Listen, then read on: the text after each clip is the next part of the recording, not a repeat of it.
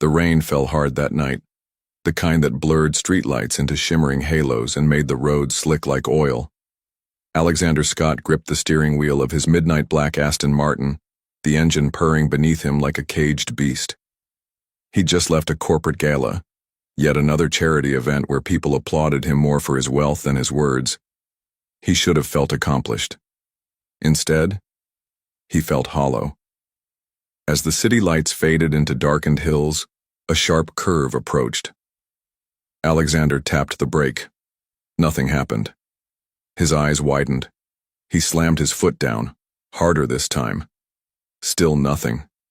"Shit," he muttered, yanking the wheel as the car sped out of control. Tires screeched, hydroplaning on the rain-soaked asphalt. The world became a blur. Metal screamed. The car spun sideways, flipped into the air, and somersaulted down the embankment like a discarded toy. Trees cracked, glass shattered.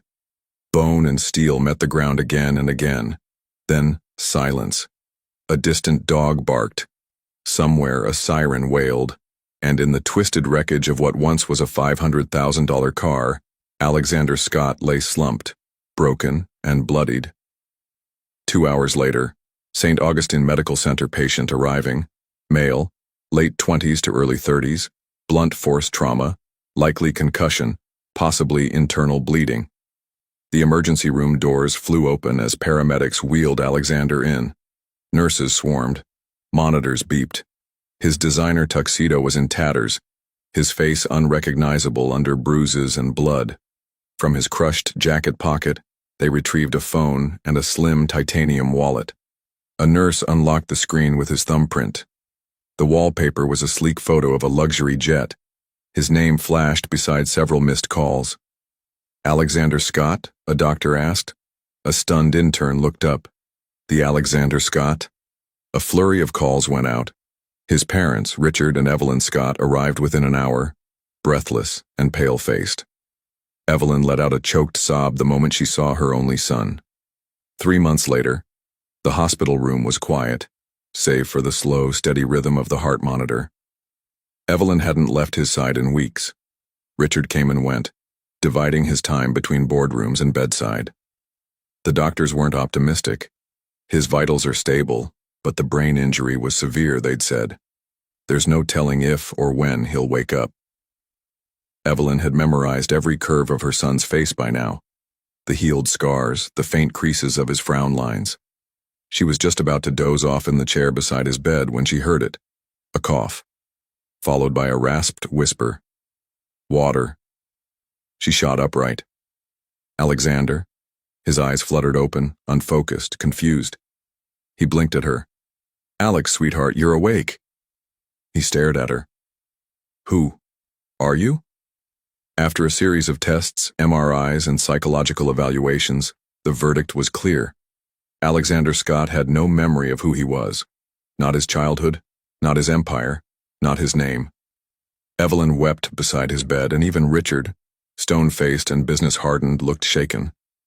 Returning home. The mansion loomed like a fortress, too grand for someone who felt like a stranger to himself. Alexander looked around, his expression blank. "This is mine?" he asked, running his hand along the polished marble railing of the foyer staircase. "Yes," Evelyn said, forcing a smile. "This is your home." But it wasn't. Not to him. Not anymore. Every painting, every high-end fixture, every blinking smart device was foreign. The staff tiptoed around him, unsure whether to bow or speak. He flinched at loud noises, grew angry over things he didn't understand. Meals were thrown. Mirrors were smashed. He didn't know who he was. But he didn't like who he seemed to be. The news spread quickly. Alexander Scott, billionaire tech mogul, was alive but broken. Reporters camped outside the gates. Online speculation exploded. When his girlfriend Natalia visited, she kept her distance. "Do you remember me?" she asked, pouting as she leaned forward. He blinked at her. "No." She tried a fake laugh. "We were very close." "You sound fake," he said flatly. That was the end of that. By the next day, Natalia had posted a statement online about stepping away during this difficult time. Alexander didn't react, but Evelyn broke down again. They tried everything: therapists, nurses, life coaches, spiritual healers. None lasted more than 3 days. Alexander either ignored them or lashed out in anger. Richard threatened to institutionalize him. Evelyn refused. "He's our son," she said. "We don't throw him away." But the truth was, they were running out of options, out of ideas, out of hope. It was a quiet Sunday afternoon when Evelyn left the mansion for a walk through the city park. She needed air, needed something other than sorrow to fill her lungs. Near the farmer's market, she saw her. A tall, elegant black woman in her late 20s, browsing fresh flowers. Her posture regal, her curls bouncing around her shoulders, her skin glowing like polished mahogany. Evelyn froze. "Xolani?" The woman turned. Her eyes widened. "Mrs. Scott?" Yes. Oh my God. Xolani Young." Xolani stepped forward cautiously. "It's been years." "You look incredible," Evelyn said, genuinely awestruck.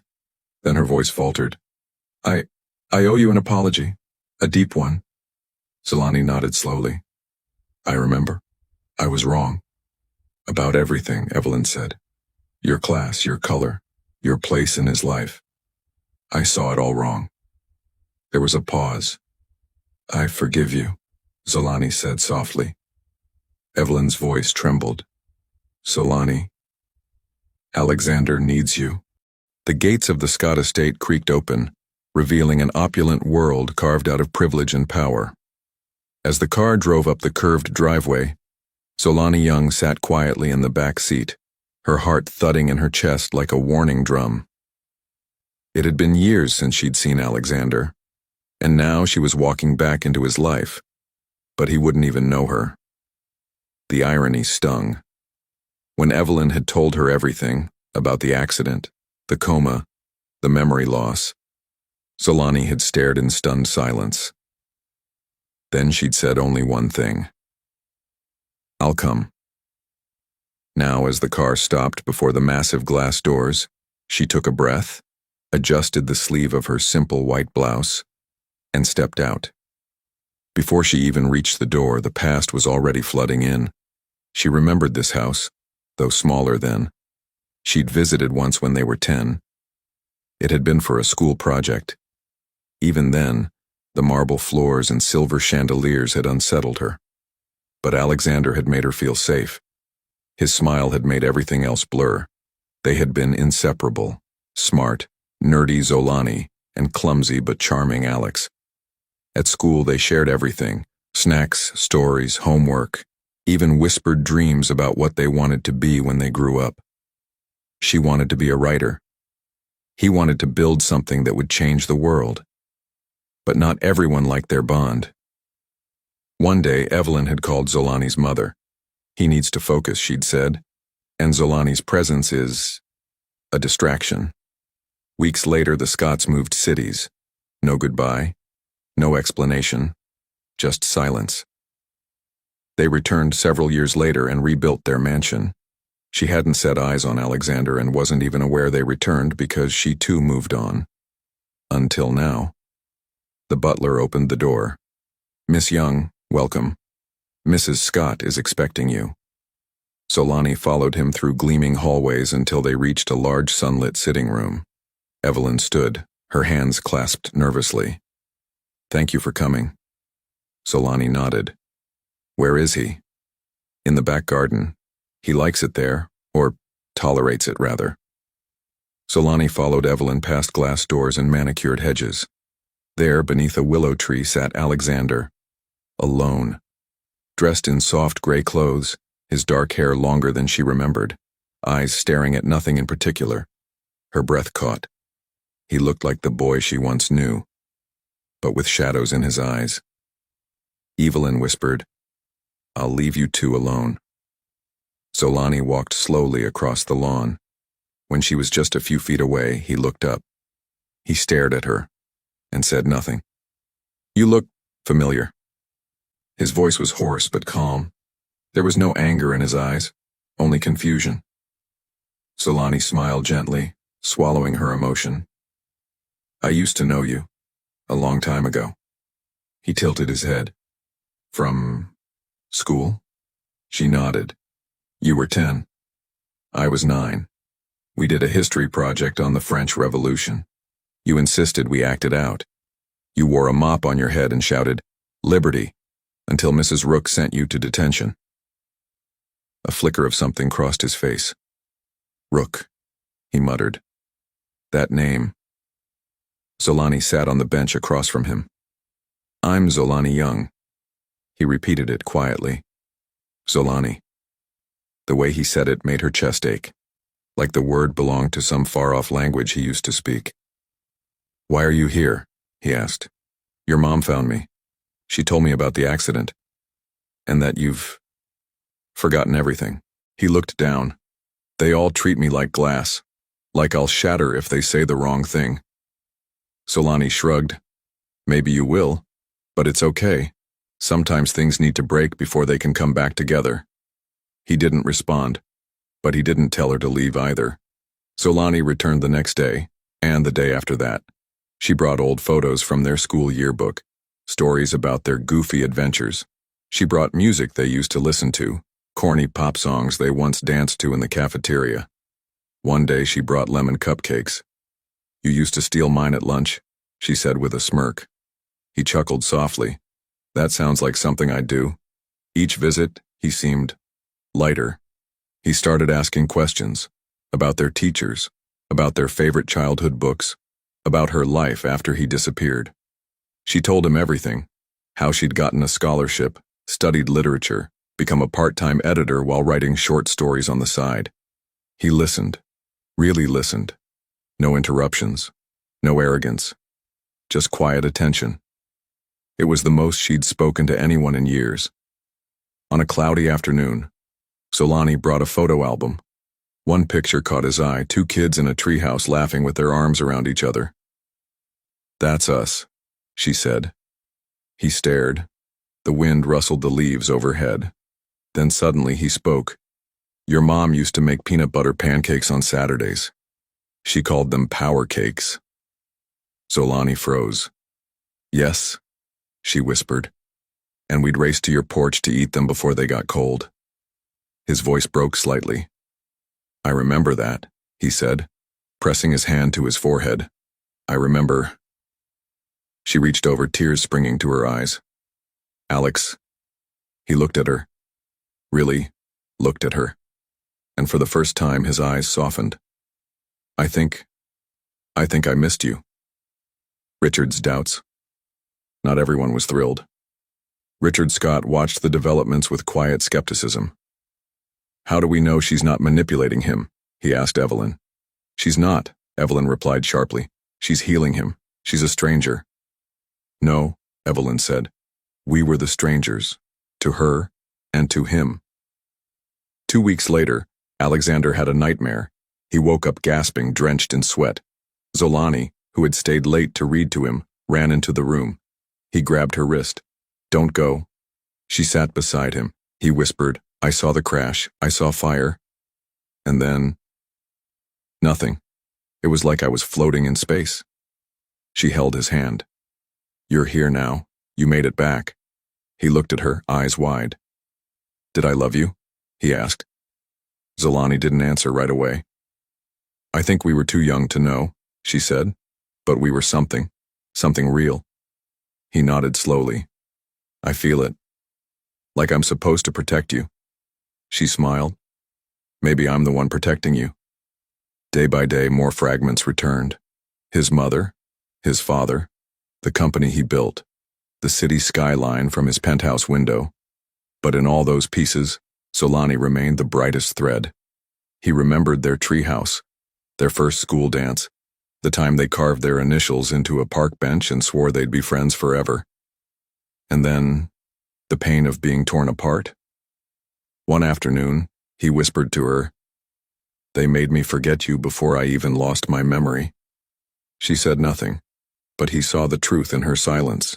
The sun painted golden light across the estate gardens as Alexander Scott stood barefoot in the grass, his gaze fixed on the treehouse in the far corner of the grounds, a perfect replica of the one he and Xolani had played in as children. She had it rebuilt as a surprise, and it unlocked a final memory: his first kiss. It hadn't been much, just a shy peck, followed by laughter and the promise they wouldn't tell anyone. But it had been real. It had been them. Now that memory, like all the others, had returned. Not with force, but with quiet, persistent warmth, carried in Xolani's voice, her presence, her stories, and her refusal to give up on him. Alexander had changed. Gone was the aloof, polished billionaire who once chased headlines and boardroom conquests. In his place stood a man rediscovering himself, a man humbled by fragility and saved by love.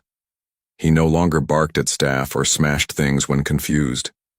Now he greeted the chef by name, tipped the housekeepers extra, and asked the gardeners about the orchids.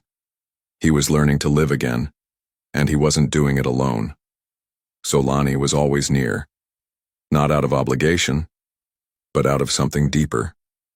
Unspoken at first, then gently, undeniably real. One evening, Evelyn and Richard hosted a small dinner, just the family and Xolani. Richard, though still restrained, had softened. He'd seen Alexander change in ways no medication or professional had managed, and he couldn't deny Xolani's role in it. Over salmon and sweet potato puree, Alexander raised his glass. To the past, he said, his eyes on Xolani, which somehow made its way back to me. They toasted. Later that night, as the others retired, Alexander and Xolani walked through the gardens beneath string lights and the soft rustle of wind. He stopped beside the rose bushes and turned to her. "I owe you everything," he said. She smiled. "You don't owe me anything." "I do," he insisted, his voice low. "You didn't just help me remember, you reminded me of who I want to be." He took her hand. "Stay with me," he said. She looked up at him. "I'm already here." Weeks passed. Autumn rolled in, turning the estate gold and crimson. One chilly evening, Alexander asked Evelyn for the ring. His grandmother's ring, an antique sapphire set in rose gold, had been kept in the family vault for decades. "She was the only one in our family who married for love," Evelyn said, handing it over with misty eyes. Alexander smiled. "Then it's perfect." That night, Xolani had just returned from a teaching seminar she'd been invited to guest speak at, her first in a long time. She walked into the estate library to find candles lit, soft jazz playing, and Alexander standing by the fireplace. He didn't say much, just took her hands, kissed her fingers, and slowly went down on one knee. "No long speeches," he said, holding the ring box open. "Just this. I love you. I've always loved you, even when I didn't know it. Will you marry me?" Xolani's eyes filled instantly. "Yes," she whispered. And everything that had been broken, the lost time, the painful years, the wounds left by rejection and absence, seemed to heal in a single heartbeat. During the wedding, the world watched as Alexander Scott, billionaire mogul survivor, married the woman who had quietly, persistently, brought him back to life. The venue was a sun-drenched vineyard overlooking the coast. Every major news outlet covered it. But it wasn't the wealth that made headlines, it was the story, the love that spanned decades, the reunion that defied status and race and memory itself. Photos of Xolani, radiant in a satin off-shoulder gown, her curls crowned with gold, filled social media. And beside her, Alexander, no longer the cold CEO, but a man reborn in tenderness. The vows were simple, written in their own words. "I don't remember the first day I loved you," Alexander said, "but I know I never stopped." Xolani whispered through tears, "You forgot the world. But you didn't forget us." When the crowd cheered, it wasn't just for romance. It was for resilience, for redemption, for the idea that love could wait, could return, could triumph. After the wedding, they didn't rush off to a private island or yacht. Instead, they spent their honeymoon in a quiet cabin by a lake, just the two of them, away from flash and noise. They cooked, played board games, wrote stories together. Xolani even convinced Alexander to start journaling. "So you never forget again," she teased. And in that stillness, they discovered something even more beautiful than falling in love, building a life brick by brick, moment by moment. Together. One sunny afternoon, nearly a year later, Alexander stood before a classroom of underprivileged middle schoolers, the same school Xolani once attended. He was launching a scholarship fund in her name. He spoke not of billions or breakthroughs, but of second chances. "Sometimes the greatest thing you'll ever do," he told the students, "is remember who you are and who helped you get there." In the back of the room, Xolani watched with pride, one hand resting on her stomach. They hadn't announced it yet. But soon. Their next chapter was already on the way. They had moved into a quieter wing of the Scott estate, far from the demands of boardrooms and media lights. Life had slowed, intentionally. Each morning began with shared coffee beneath the willow tree, and every evening ended with soft music, laughter, and stories of the past they were still piecing together. Today, a soft breeze rustled the vineyard leaves as laughter drifted through the air. Xolani sat beneath the willow tree, her hand resting on her round belly, sunlight dancing across her face. Alexander joined her moments later, barefoot in the grass, their fingers naturally intertwining. "I may have forgotten everything once," he said gently, "but I'll never forget how you made me feel. Even when I didn't know who you were, I knew you were home." She turned, eyes glistening, and walked into his arms. No more running, no more proving. Just love. They had defied memory, class, distance. And now, they stood hand in hand, ready to raise a child in a world where love wasn't defined by status but by patience, persistence, and faith.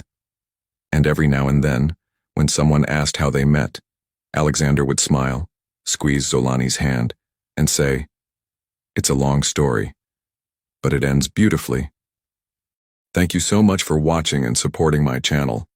Your love, comments, and shares mean everything to me. Grateful for each of you. Let's keep growing together. With love,